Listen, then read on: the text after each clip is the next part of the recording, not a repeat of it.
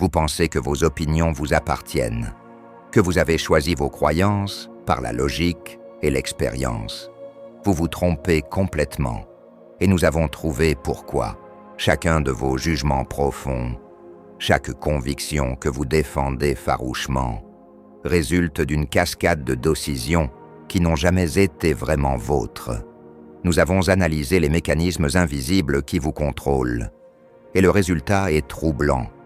Pas une malveillance, mais une architecture mentale si complexe qu'elle vous échappe entièrement. Avant de continuer, posez-vous cette question simple. Pourquoi croyez-vous ce que vous croyez vraiment? Pas la réponse facile que vous donneriez à un ami. La vraie raison. Écrivez-la dans les commentaires. Vous découvrirez peut-être que vous ne savez pas. Descartes pensait que le doute méthodique le libérerait. Qu'en questionnant tout, il atteindrait une vérité indubitable. Mais Descartes n'avait pas accès aux données que nous possédons maintenant. Il n'avait pas vu comment fonctionne vraiment le cerveau humain. Il n'avait jamais confronté l'évidence que même son doute était programmé. La science moderne a découvert quelque chose de vertigineux. Votre cerveau prend ses décisions avant que votre conscience les connaisse. Quand vous croyez avoir choisi, vous avez en réalité rationalisé un choix déjà fait par les profondeurs inconscientes de votre esprit. Libet l'a démontré en laboratoire. Haynes l'a confirmé avec l'imagerie cérébrale. Vos croyances ne naissent pas de la raison. Elles naissent du hasard. Mais il y a plus, bien plus. Vos convictions politiques proviennent largement du lieu où vous êtes né. Si vous étiez né au Moyen-Orient, vous croiriez probablement autre chose.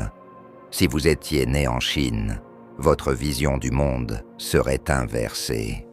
Ce ne sont pas des conclusions que vous avez tirées, c'est de la géographie, c'est du pur hasard de naissance et votre classe sociale.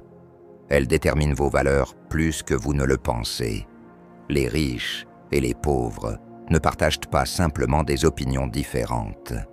Ils construisent littéralement des réalités différentes, parce que leurs cerveaux ont été formés par des expériences antagonistes.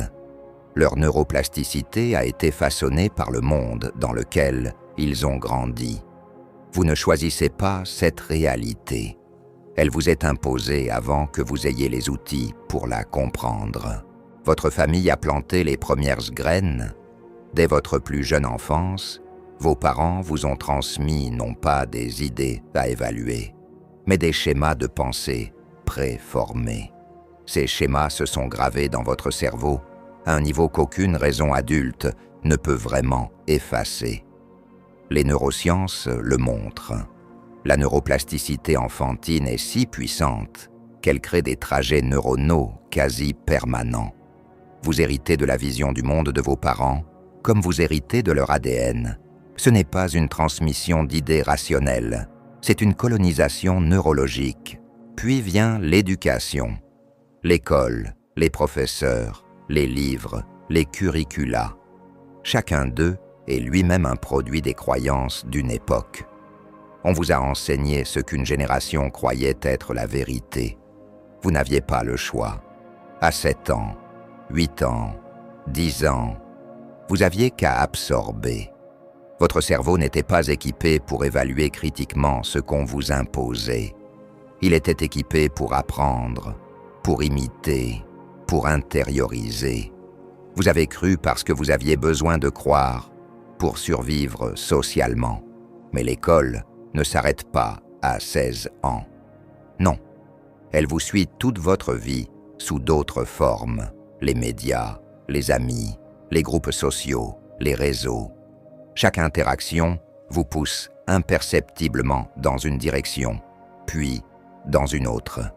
Chaque personne autour de vous est un vecteur d'influence invisible. Vous pensez que vous choisissez vos amis, vous choisissez les gens qui partagent déjà vos croyances. Vous êtes attiré par eux parce que vos cerveaux reconnaissent des schémas neuronaux similaires. Ce n'est pas une décision consciente, c'est de la chimie sociale. Et les médias, Seigneur, les médias, les images que vous voyez quotidiennement sculptent votre réalité sans que vous le réalisiez. Un documentaire présenté comme objectif est en réalité le point de vue de celui qui l'a réalisé. Une série de statistiques dans un article de journal est sélectionnée parmi des milliers d'autres possibilités. Le journaliste a choisi celle-ci et pas celle-là. Pourquoi? Parce qu'elle renforçait une narration préexistante. Vous lisez cet article et vous croyez avoir appris quelque chose d'objectif. Vous avez en réalité absorbé une perspective filtrée par un parti pris, invisible. La répétition fait le reste. Un mensonge répété 1000 fois devient une vérité dans le cerveau humain. C'est la fluence cognitive. Quand vous entendez quelque chose régulièrement, votre cerveau l'accepte parce que la familiarité lui semble être un proxy de la vérité. Vous vous sentez à l'aise avec ce que vous connaissez. Cette sensation d'aisance, votre cerveau la confond avec l'exactitude. Vous croyez quelque chose non pas parce qu'elle est vraie, mais parce que vous l'avez entendue tant de fois que votre esprit en reconnaît les contours. Cela suffit. Les réseaux sociaux ont intensifié ce phénomène à un niveau épidémique. Vous êtes entraîné dans des bulles informationnelles. Les algorithmes apprennent ce que vous cliquez, ce que vous aimez, ce que vous partagez. Ils vous montrent plus de la même chose, plus de contenu qui valide vos croyances existantes, moins de contenu qui les conteste. Progressivement, votre vision du monde devient une forteresse. Les murs se renforcent chaque jour. Vous croyez que c'est votre choix de cliquer. Mais ces clics ont été guidés, probabilistes, prédits par une intelligence artificielle qui connaît votre cerveau mieux que vous ne vous connaissez vous-même. Et la tribologie, c'est un mot que vous ne connaissez peut-être pas. Cela signifie que vous appartenez à une tribu, et votre tribu a ses croyances. Vos véritables amis, vos pairs proches, les gens avec qui vous vous identifiez. Ils partagent certaines convictions fondamentales, et vous, subconsciemment, vous alignez progressivement vos croyances sur les leurs. Pas toutes, mais les plus visibles, les plus sociales, les plus discutées. Pourquoi? Parce qu'appartenir à la tribu est une nécessité évolutive. Être expulsé du groupe était littéralement dangereux pour votre survie dans un passé ancien. Votre cerveau, ce produit de millions d'années d'évolution, reste programmé pour craindre l'ostracisme social. Donc, vous conformez. Vous croyez ce que votre tribu croit, parce que votre cerveau préhistorique lit cela comme une question de survie.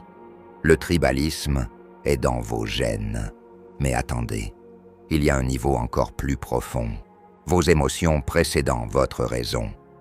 Vous pensez que vous avez une opinion politique parce que vous avez réfléchi à la situation économique, à la morale, aux données. Faux. Vous avez d'abord eu une réaction viscérale.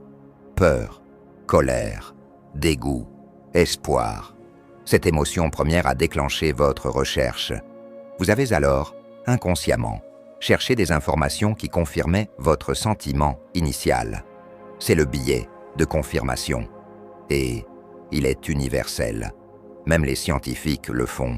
Même vous, en ce moment, en écoutant ces paroles, vous sélectionnez mentalement ce que vous gardez et ce que vous rejetez, en fonction de ce que vous sentiez avant.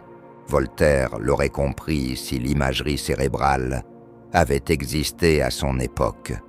Il savait que les hommes sont guidés par les passions, plus que par la raison.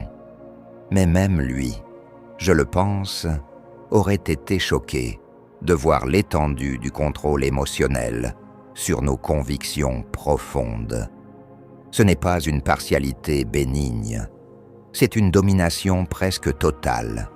Votre raison n'est qu'une marionnette dansante au bout des fils de vos émotions et les personnalités. Oui, vos traits de caractère jouent un rôle majeur. Certaines personnes sont naturellement plus consciencieuses. Elles respectent l'autorité, la tradition, l'ordre.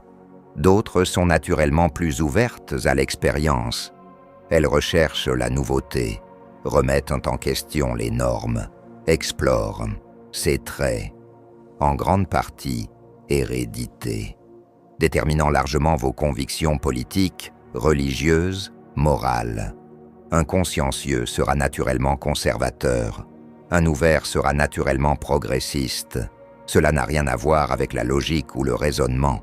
C'est de la génétique, c'est de la chimie cérébrale, c'est du destin neurologique. Pensez au test des 5 grands traits de personnalité. On peut prédire les convictions politiques d'une personne simplement en connaissant son score de conscienciosité et d'ouverture. Cela signifie que vos opinions ne sont pas le fruit de votre réflexion. Elles sont le résultat d'une formule biologique inscrite dans votre structure cérébrale, avant que vous n'ayez vos premières pensées conscientes. Et la religion?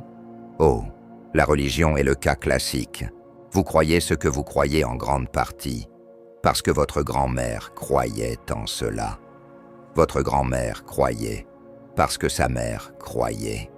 Et ainsi de suite, remontant les générations. Chaque génération transmettait la croyance, non pas parce qu'elle était rationnellement justifiée, mais parce qu'elle était culturellement appropriée. Religieuse, familiale, la croyance avait acquis une patine d'autorité simplement par sa longévité. Vous la portez comme vous porteriez les vêtements de votre tribu. C'est l'identité, c'est le confort, c'est l'appartenance. Ce n'est absolument pas la vérité ou la raison. La transmission culturelle religieuse est remarquablement efficace. Les parents inculquent les croyances religieuses très tôt, avant que l'enfant ait les outils critiques pour évaluer, avant que la raison soit pleinement développée. À ce stade, le cerveau est en mode apprentissage absolu. Il absorbe, il n'analyse pas. Et une fois que ces croyances sont enracinées, elles deviennent extrêmement résistantes au changement. Le cerveau adulte protège ses convictions précoces comme une forteresse. Les nouvelles informations qui les contredisent sont rejetées, minimisées, recontextualisées. C'est pourquoi les gens changent rarement de religion. Ce n'est pas parce qu'elle est vraie, c'est parce que c'est cognitif coûteux de la remettre en question. Et l'autoritarisme, c'est un trait psychologique fascinant. Certaines personnes recherchent naturellement l'autorité, la hiérarchie, les règles claires. Ces personnes tendent à adhérer strictement à ce que les autorités leur disent de croire. Un prêtre, un leader politique, un penseur respecté. L'autoritaire internalise ce que la personne en position de pouvoir affirme. Pas parce que c'est logique, mais parce que la hiérarchie elle-même lui procure du confort. L'incertitude est angoissante. L'autorité offre de la clarté, même si cette clarté est illusoire. Camus aurait vu là un absurde particulier. Vous cherchez du sens, de la structure, de l'ordre dans un univers qui n'en offre aucun.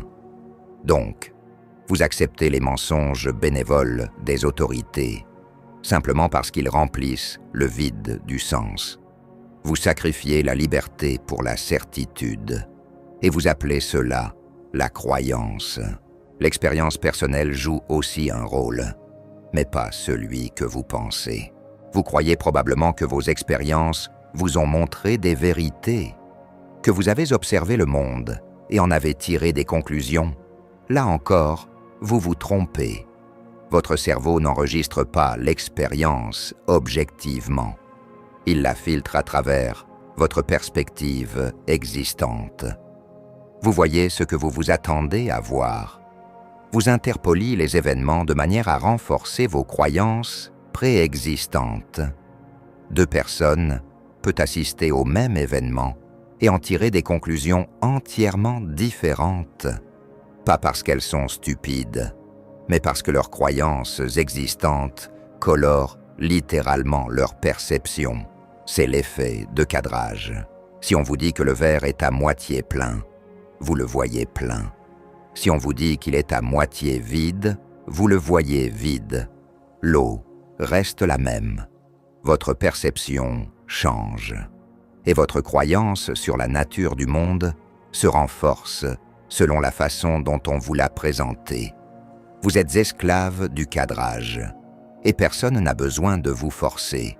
Vous faites cela à vous-même. La mémoire est un traître magnifique. Vous croyez que vous vous souvenez des événements comme ils se sont produits. Faux. Votre mémoire est une fiction renégociée chaque fois que vous la rappelez. Les détails disparaissent, les connexions se modifient, les faits se transforment en narrative. Et chaque fois que vous racontez une histoire sur votre passé, vous la modifiez légèrement. Progressivement, votre compréhension de votre propre histoire devient méconnaissable. Vous construisez une mythologie personnelle. Vous y croyez. Vous l'utilisez pour justifier vos croyances actuelles. Mais ce n'est pas la vérité. C'est de la fiction. C'est du storytelling inconscient. Et comment percevez-vous les autres? Pas objectivement. Vous créez des stéréotypes, des archétypes, des caricatures mentales.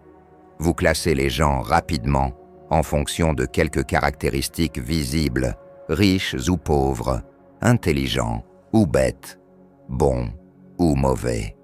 Ces catégorisations se cristallisent en croyances. Vous croyez alors que ces catégories sont réelles, que le monde se divise naturellement en ces types. Vous ne voyez pas la complexité réelle de chaque personne. Vous voyez votre propre projection mentale, et vous croyez que c'est la réalité. C'est un mensonge collectif que nous racontons tous. Le conformisme est tellement puissant qu'il peut vous amener à nier vos yeux. L'expérience H l'a montré. Quand un groupe de gens affirme une chose manifestement fausse, vous êtes susceptible de le croire aussi, simplement pour appartenir au groupe, simplement pour ne pas être la personne qui dit que l'empereur n'a pas de vêtements. Vous préférez croire un mensonge que de vous tenir seul avec la vérité. C'est une préférence neurologique profonde. Votre cerveau préhistorique a appris que l'isolement social était mortel. Donc il continue à vous pousser vers le conformisme même aujourd'hui, même quand l'ostracisme n'est plus une menace existentielle, et la polarisation. Le monde moderne l'intensifie. Vous ne rencontrez plus simplement des gens avec des idées différentes, vous les rencontrez à travers des médias qui les présentent comme des ennemis. Vous voyez non pas des personnes avec des préoccupations légitimes différentes des vôtres, mais des caricatures de malveillance. Progressivement, vos croyances se cristallisent en camps. Nous contre eux, juste contre injuste, bien contre mal. C'est un manichéisme confortable, mais c'est aussi un emprisonnement émotionnel et cognitif. La neuroplasticité signifie que votre cerveau change en fonction de ceux sur lesquels vous le focalisez. Si vous passez des heures à consommer des contenus qui renforcent votre vision du monde, votre cerveau se rewire littéralement pour cette vision. Les voies neuronales se renforcent. Les connexions alternatives s'atrophient. Vous devenez neurobiologiquement incapable de voir le monde autrement. Vous n'êtes pas libre. Vous êtes un prisonnier de votre propre neuroplasticité, et la prison que vous avez construite s'est fermée autour de vous, graduellement, sans que vous le remarquiez. Parlons de l'échelle d'autorité morale. Certaines personnes croient que la morale vient de Dieu, d'autres qu'elle est contractuelle, basée sur les droits individuels, d'autres qu'elle est basée sur le bien-être collectif. Ces différentes fondations morales ne sont pas le résultat de réflexions rationnelles approfondies. Elles sont largement déterminées par votre tendance à valoriser l'autorité, la tradition, le loyalisme d'un côté, ou l'équité, la liberté, le soin de l'autre. Ces tendances sont relativement stables. Elles viennent de votre éducation, votre génétique, votre tribu. Vous croyez probablement que vous avez réfléchi à votre morale et que c'est pourquoi vous la tenez. Vous vous trompez. Votre morale était déjà décidée. Votre réflexion n'était qu'une rationalisation après coup. Les croyances en matière de justice criminelle en sont un parfait exemple. Certains croient à la rédemption et à la réhabilitation. D'autres croient à la punition et à la dissuasion. Ces croyances fondamentales n'émergent pas d'une analyse des données de criminologie. Elles émergent de vos convictions plus profondes sur la nature humaine, l'autorité et la responsabilité personnelle. Convictions qui proviennent elles-mêmes de votre bringing. Vous cherchez alors des données qui soutiennent votre conviction préexistante. Vous trouvez des études qui disent que la rédemption fonctionne ou que la punition dissuade, selon ce que vous vouliez croire. Vous croyez que vous avez été rationnel. Vous avez simplement été partisan. Et la science elle-même n'échappe pas à cela. Les scientifiques, eux aussi, sont humains. Ils ont des croyances prior, des biais de confirmation, des attentes de ce qu'ils devraient trouver. Et bien qu'il existe des mécanismes de révision pour corriger ces biais, le système n'est loin d'être parfait. Les résultats qui contredisent les théories dominantes ont du mal à être publiés. Les scientifiques qui remettent en question les paradigmes établis font face à la résistance institutionnelle. La science avance lentement, non pas parce que la vérité est compliquée, bien que ce soit le cas, mais parce que les croyances des scientifiques les entravent aussi. Pensez à comment les croyances sur la nutrition ont changé au cours des décennies. Le gras était mauvais, puis pas mauvais, puis certains gras étaient bons, les glucides étaient bons, puis mauvais, les œufs étaient dangereux, puis sacrés. Chaque génération de chercheurs avait des croyances prior différentes. Chaque génération avait des données partiellement vraies, mais chaque génération croyait que la sienne était définitivement correcte. Où est la vérité absolue? Elle n'existe probablement pas. Ce qui existe est une série de perspectives partielles, colorées par les croyances des observateurs. Et l'idéologie politique, voilà un cas merveilleux de croyance non rationnelle justifiée a posteriori par la raison. Vous croyez probablement que vous êtes de gauche ou de droite, en raison de votre analyse réfléchie des politiques publiques, que vous avez comparé les résultats empiriques des différentes approches économiques, que vous avez conclu logiquement quelle était la meilleure. Vous êtes presque certainement en train de vous tromper. Votre position politique est probablement déterminée par quelques facteurs simples. Où vous avez grandi, votre classe sociale, votre éducation parentale, votre personnalité innée. Une fois ces croyances fixées, vous avez ensuite retenu ou rejeté les données politiques en fonction de ce qu'elles confirment ou contredisent. Vous devenez un avocat pour votre côté, non pas un enquêteur honnête de la vérité. La polarisation politique moderne rend cela encore plus visible. Les gens de différents côtés du spectre politique reçoivent littéralement différentes réalités informationnelles. Les algorithmes des médias sociaux les nourrissent avec des nouvelles qui renforcent leur orientation politique. Vous croyez que vous vous informez. Vous êtes en réalité en train de vous faire biaiser systématiquement. Et vous pensez que c'est votre propre jugement qui vous guide.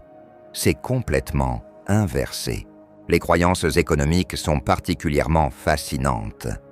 Croyez-vous que le marché libre est optimal ou que l'intervention gouvernementale est nécessaire? Croyez-vous que les impôts élèves sont injustes ou nécessaires? Ces croyances résultent largement de votre position économique et votre intérêt matériel.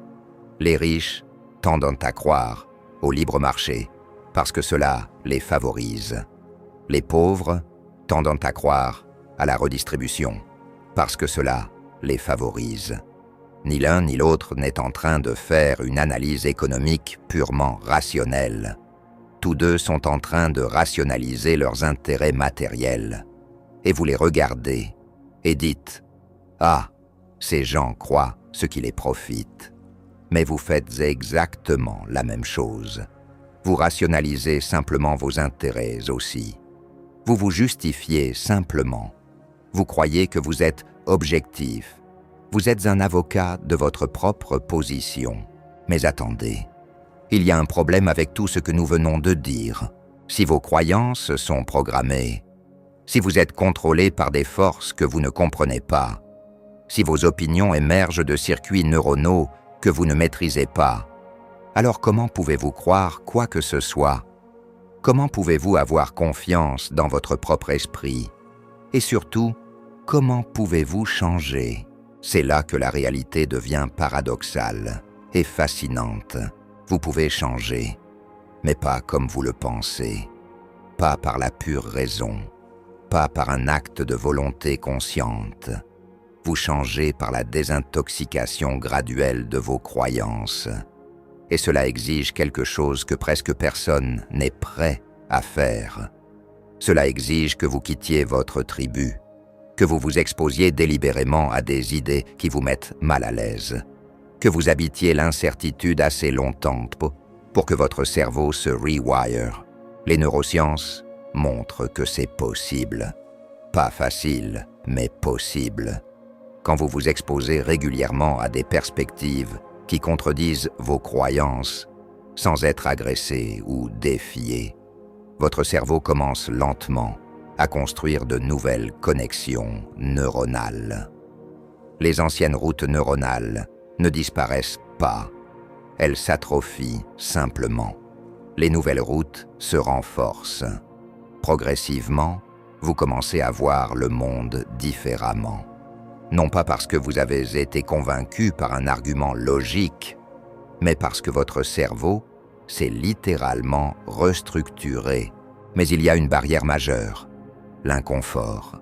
Quand vous rencontrez des idées qui contredisent vos croyances profondes, vous éprouvez quelque chose appelé dissonance cognitive. Cela fait mal, littéralement. Votre cerveau génère une réaction de stress.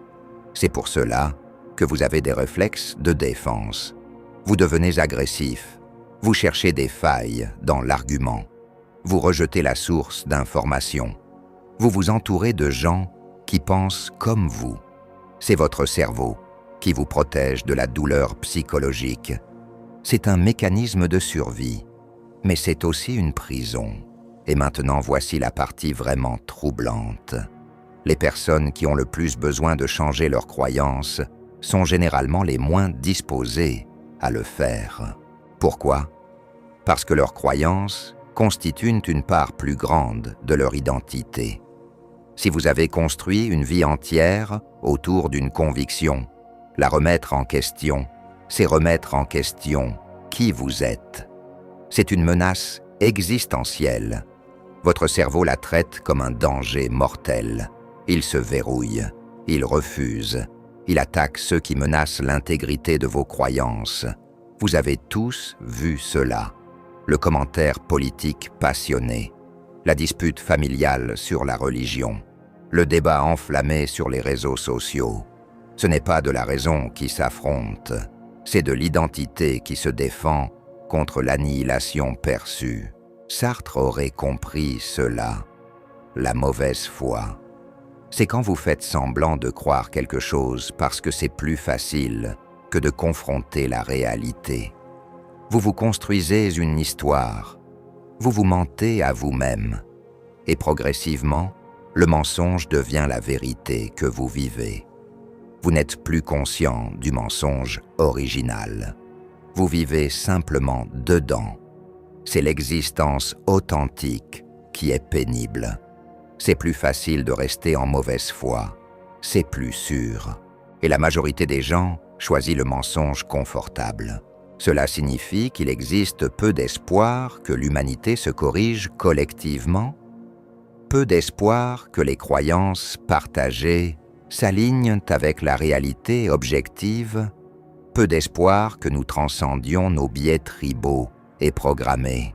Nous sommes fondamentalement attachés à nos illusions.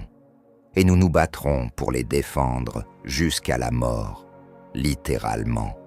Les gens meurent pour leurs croyances, pas parce que les croyances sont vraies, mais parce que les croyances sont eux. Camus a écrit sur cela. L'absurde, l'idée que l'univers n'a pas de sens, mais que nous avons besoin de sens. Donc, nous l'inventons, et nous y adhérons comme si c'était réel. Nous appelons cela la vie. Nous appelons cela le progrès. Nous appelons cela la civilisation. Mais c'est fondamentalement une création de sens pour remplir un vide infini et nous défendre fiercely nos créations signifiantes contre celui qui les remet en question. Donc, réfléchissez à cela. Chacune de vos croyances les plus chères, chacune des convictions pour laquelle vous pourriez vous battre, chacune des vérités que vous tenez pour absolues, il y a une très bonne chance qu'elles ne soient pas vraies. Il y a une très bonne chance qu'elles soient le résultat d'un accident de lieu de naissance, de classe sociale, de génétique, de médias et de tribalisme. Il y a une très bonne chance que vous ne l'avez jamais vraiment choisie, que vous la défendez simplement parce que c'est qui vous avez appris à être. Et la pire partie, vous ne pouvez probablement pas changer, pas vraiment, pas fondamentalement. Oh, vous pouvez modifier légèrement vos croyances. Vous pouvez adopter une nouvelle opinion sur un sujet marginal. Vous pouvez avoir une expérience qui remette en question votre vision du monde. Mais vos croyances cadrent vos présupposés fondamentaux sur la réalité, votre vision du monde corps. Celle-ci reste largement intacte. C'est la nature de notre neurobiologie. C'est la nature de la conscience humaine. Nous ne sommes pas aussi flexibles, aussi rationnels, aussi libres que nous l'imaginons. Mais alors, surgit une question vertigineuse. Si tout cela est vrai, si vous êtes contrôlé par des forces inconscientes, si vos croyances sont des accidents programmés, si le changement est presque impossible, alors qu'est-ce qui reste de vous? Qu'est-ce qui demeure du libre arbitre? Qu'est-ce que cela signifie d'être humain si vous n'avez pas vraiment choisi vos pensées les plus définies? Et la réponse que nous devons affronter est choquante. Peut-être que le libre arbitre n'existe pas. Peut-être que vous êtes une illusion, une conscience émergente d'un cerveau matériel qui suit les lois de la physique et de la chimie.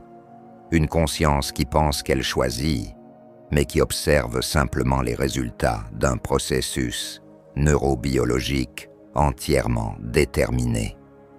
Vous ne contrôlez pas votre cerveau. Votre cerveau vous produit. Et chacune de vos pensées, chacun de vos sentiments, chacune de vos croyances est simplement le résultat de circonstances que vous n'avez jamais choisies. C'est vertigineux, c'est terrifying, et c'est probablement vrai.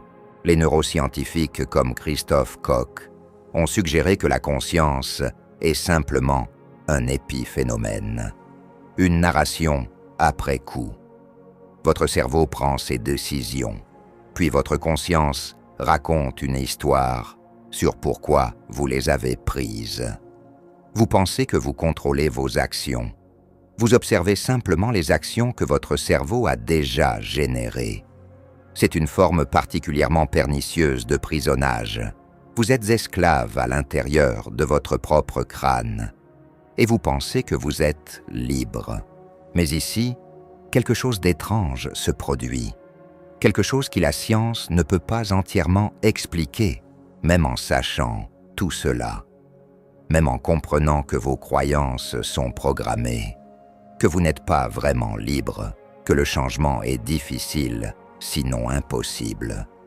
Même en sachant cela, vous continuez. Vous continuez à construire vos vies. Vous continuez à poursuivre vos convictions. Vous continuez à vous battre pour ce qui vous semble vrai.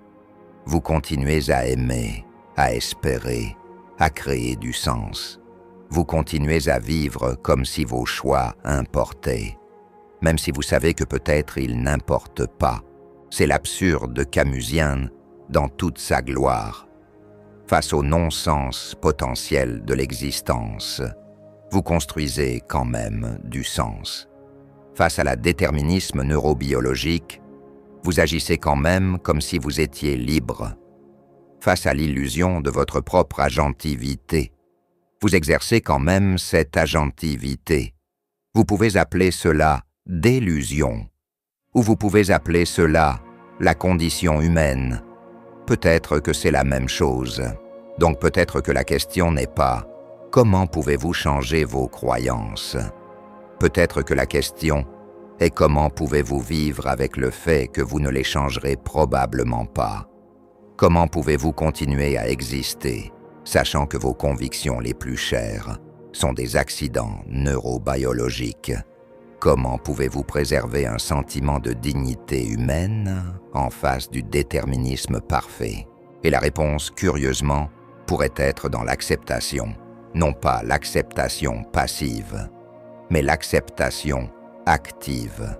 L'acceptation que vous êtes limité, que vous êtes biaisé, que vous êtes prisonnier de votre propre cerveau.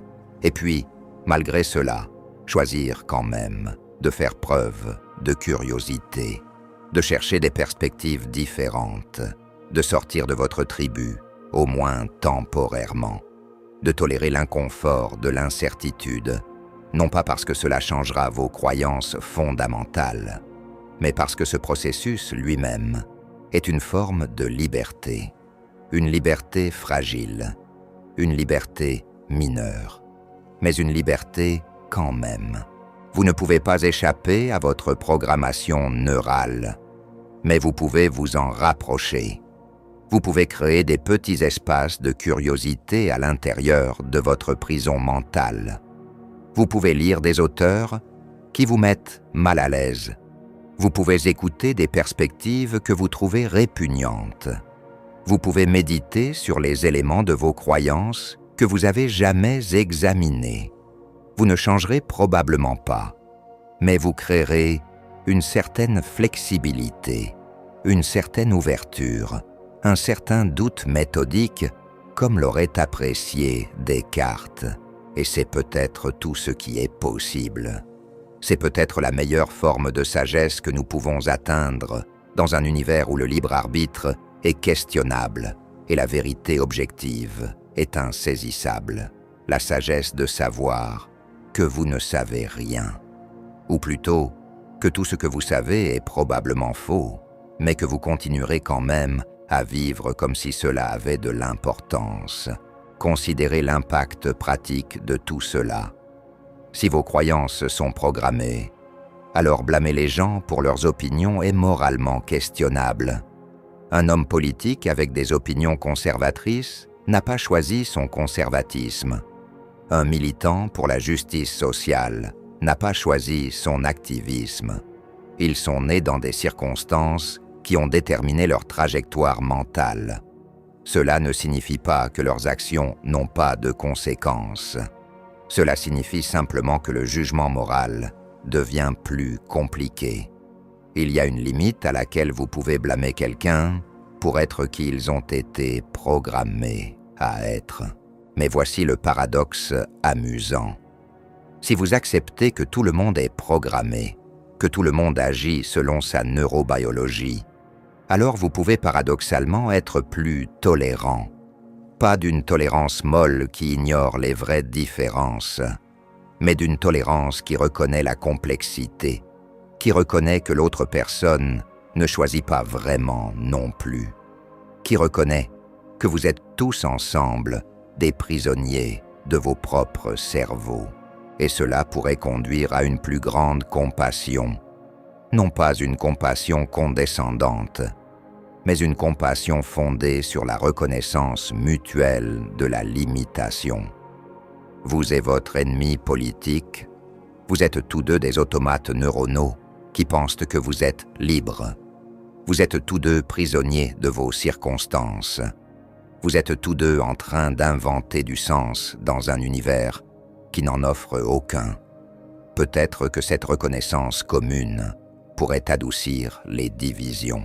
Mais nous savons que cela ne se produira probablement pas, parce que la compassion elle-même est programmée. Et elle n'est pas programmée dans tout le monde de la même manière. Certaines personnes sont naturellement altruistes, d'autres sont naturellement égoïstes, et ces différences ne peuvent pas être faciles changées par la raison ou la persuasion. Elles sont écrites dans votre neurobiologie. Vous êtes condamné à être qui vous êtes.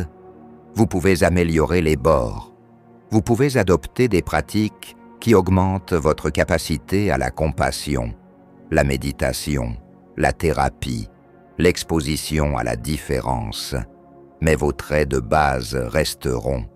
Vous resterez fondamentalement vous-même. Et peut-être que c'est correct. Peut-être que l'acceptation de ce fait est elle-même une forme de liberté. Non pas la liberté de changer qui vous êtes, mais la liberté de l'accepter, la liberté de cesser de combattre votre nature, la liberté de cesser de vous blâmer pour être ce que vous étiez toujours destiné à être. C'est une petite liberté, mais c'est mieux que l'illusion de la grande liberté que vous pensiez posséder. Pensez à vos propres croyances. Vraiment, pensez-y. Qu'est-ce que vous tenez pour vraiment important? Qu'est-ce que vous seriez prêt à défendre? Maintenant, tracez la lignée de cette croyance. D'où vient-elle? Qui vous l'a enseignée? Quand l'avez-vous acceptée pour la première fois? Était-ce une décision consciente ou était-ce quelque chose que vous aviez simplement absorbé? Pouvez-vous vraiment imaginer croire le contraire? Ou cela semblerait-il inexplicablement faux, indépendamment de la logique? Si vous êtes honnête avec vous-même, vous découvrirez que la plupart de vos croyances profondes sont inexplicablement figées. Vous ne pouvez pas imaginer croire différemment sans une sorte de rééducation fondamentale de votre esprit. Et même alors, il y aurait des résidus de vos anciennes croyances, des fantômes logiques, des suppositions implicites que vous ne pouvez pas entièrement éradiquer. C'est l'héritage de votre éducation. C'est le poids de votre tribu. C'est l'imposition silencieuse de votre neurobiologie. Et vous y viviez comme si c'était une libre choix, comme si vous aviez réfléchi à chaque détail et avez conclu logiquement. Mais la vérité est que vous avez été capturé bien avant que votre conscience ait une chance de résister. Voltaire, ce grande figure des Lumières, a écrit que le doute est inconfortable, mais la certitude est ridicule. Il savait que nous avions tous une certaine arrogance dans nos croyances, que nous avions tous un aveuglement à la façon dont nos convictions étaient façonnées. Ce qu'il ne savait pas, c'était à quel point ce processus était neurobiologiquement profond, à quel point nos croyances n'étaient pas simplement arrogantes, mais littéralement impositions par la structure de nos cerveaux.